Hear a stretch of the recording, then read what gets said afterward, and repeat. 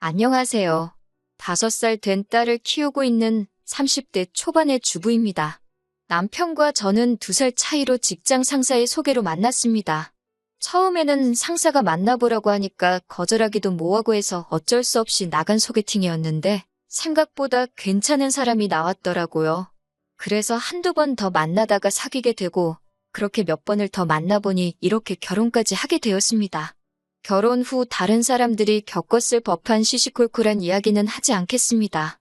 제가 시어머니랑 틀어지게 된 결정적인 사건만 이야기해드릴게요.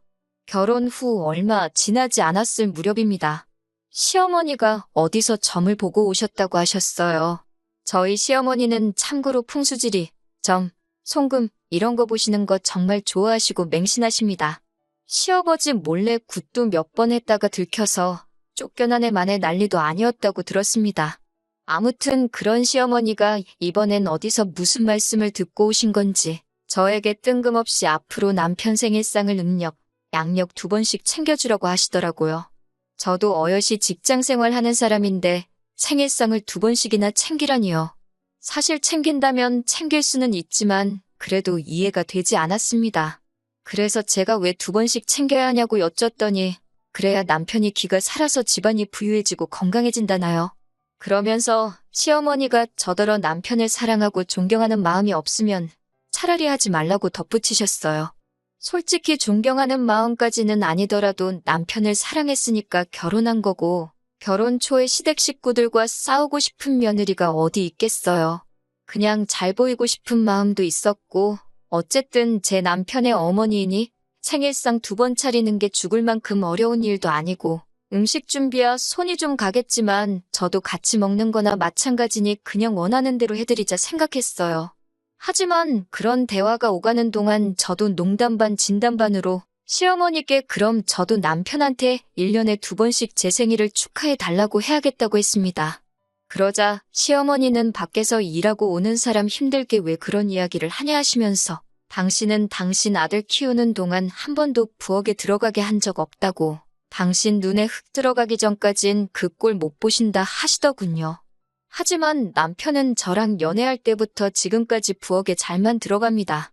제가 시어머니한테 어머님이 뭘 모르시는 것 같은데요 하고 현실을 알려드릴까도 싶었지만 한편으론 또 시어머니랑 기싸움에서 뭐 하나 싶기도 하고 남편이 부엌 드나든다는 사실을 들으면 뒷목 잡고 쓰러질까 싶어서 그냥 예예하고 말았습니다.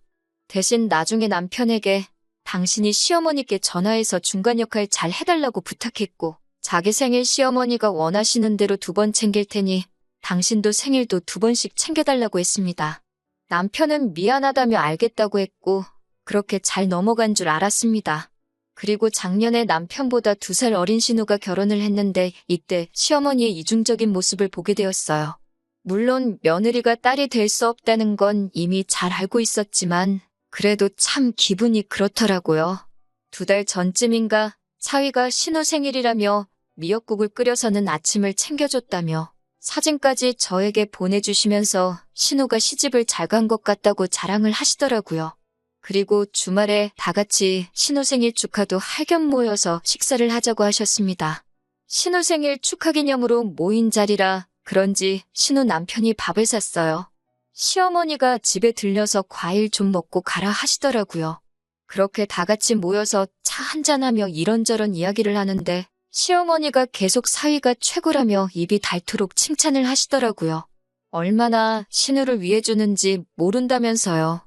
제가 남편한테 생일상 차려달라고 한다고 했을 때는 정말 이렇게 말해도 될지 모르겠지만 입에 개거품을 무시던 양반이 남의 집 아들이 지 딸한테 밥 해주고 청소해준다고 하니까 그게 그렇게 좋아서 난리인 게 보기 얄미웠습니다.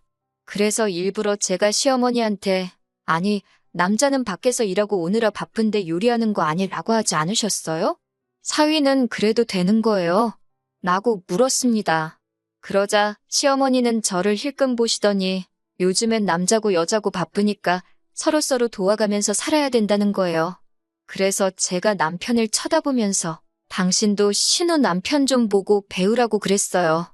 와이프 생일엔 미역국 끓여서 아침상도 차려주고 자기 부모님만 챙기지 말고 장인어른하고 장모님 모시고 좋은 데 가서 식사도 한 번씩 대접하라고요.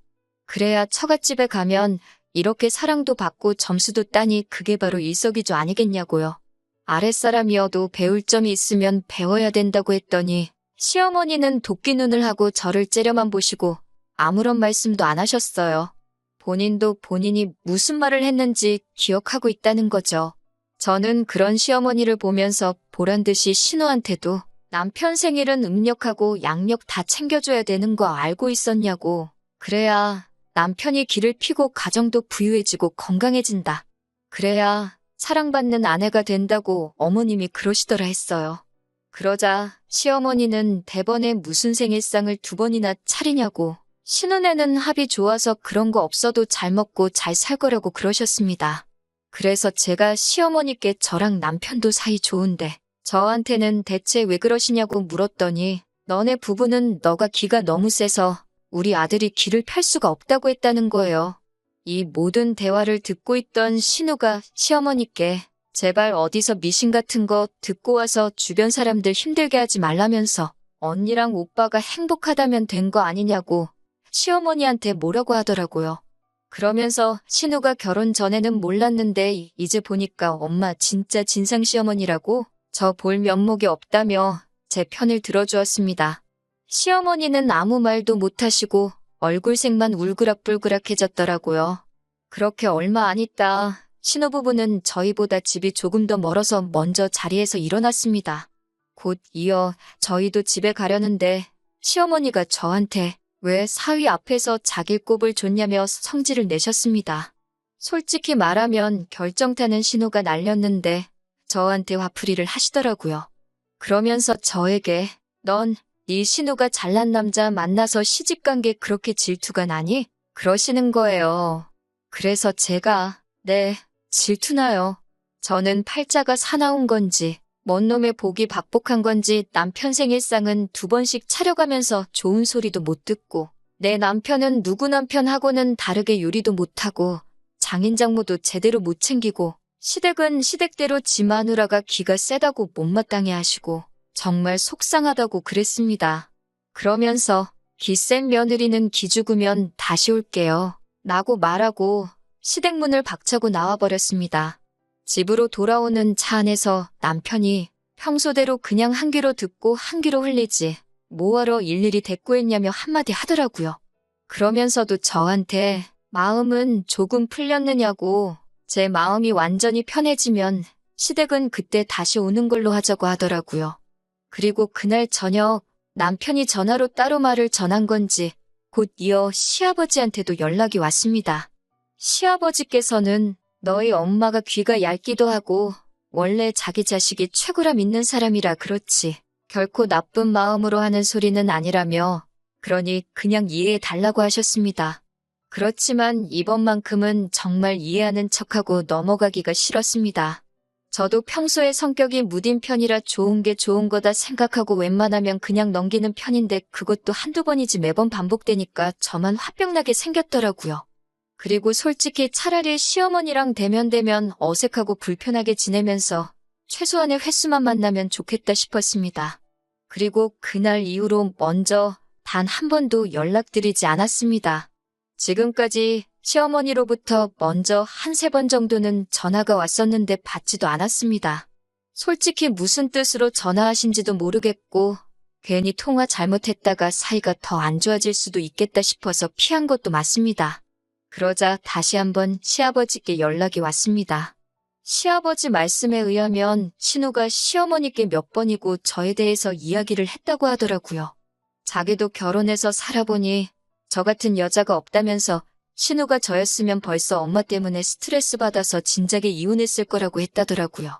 그런 말씀을 전하시면서 시아버지도 신우 입에서 이런 소리 나오기 전에 제가 기분 나빠지기 전에 당신이 먼저 시어머니의 언행을 단속했어야 하는데 못해서 미안하다고 오히려 저에게 사과를 하셨습니다. 그러면서 마지막으로는 어찌됐든 상관없으니 제가 하고 싶은 대로 하라고 하시더군요. 신우도 다시 한번 저에게 전화를 걸어서는 자기가 시집가기 전에는 시어머니가 제 욕을 하면 그냥 맞장구 쳐주고 그랬는데 나도 결혼하고 다른 집 며느리가 되고 보니 자기가 봐도 자기 엄마가 저한테 너무 지나쳤다면서 숙이고 들어갈 필요 없다고 하더라고요. 시어머니를 제외한 모든 가족이 제 편에서 이야기를 해주니 고마운 마음에 가슴이 벅차오르더라고요.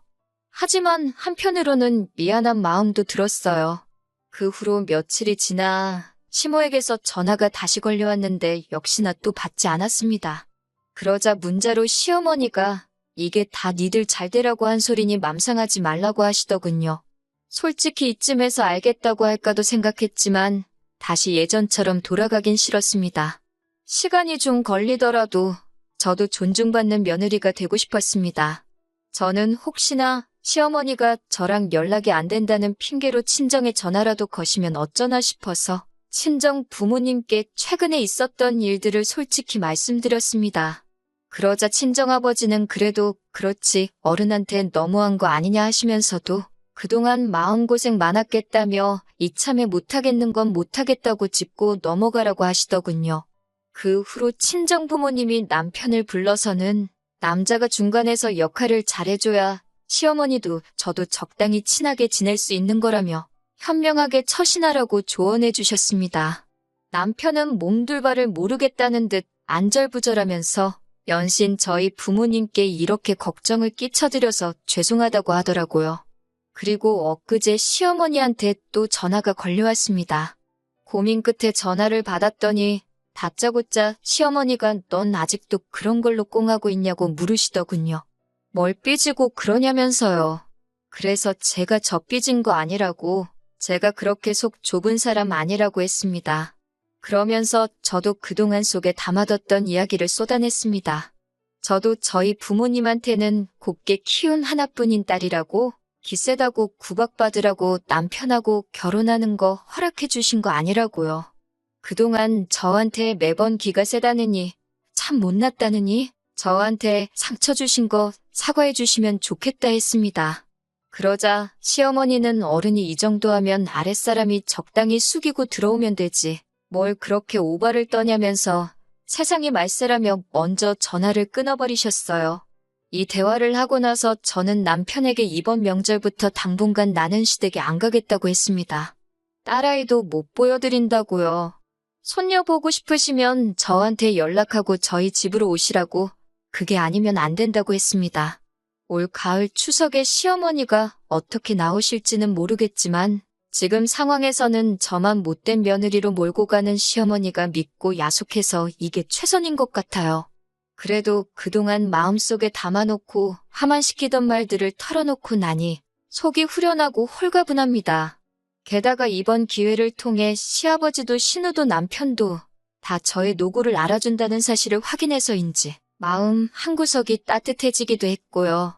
남편 말로는 시어머니가 가족들도 다 자기 편이 아니라고 신세한탄을 한다고 하십니다. 그런데도 신우나 시아버지 두 사람 모두 시어머니 말 들은 척도 안 하고 끝까지 제가 잘못한 거 하나도 없고 제가 그렇게 나오는 것에 대해서도 당해도 싸다는 식으로 저를 옹호해주고 있다고 하네요. 지성이면 감천이라고 시어머니도 언젠가 다른 가족들처럼 제 본심을 알아주실 날이 올 거라고 믿습니다. 조금 오래 걸릴 것 같긴 하지만요. 그래도 나중에 언젠가는 이 일을 가지고 추억담처럼 재밌게 나누는 날이 왔으면 좋겠네요.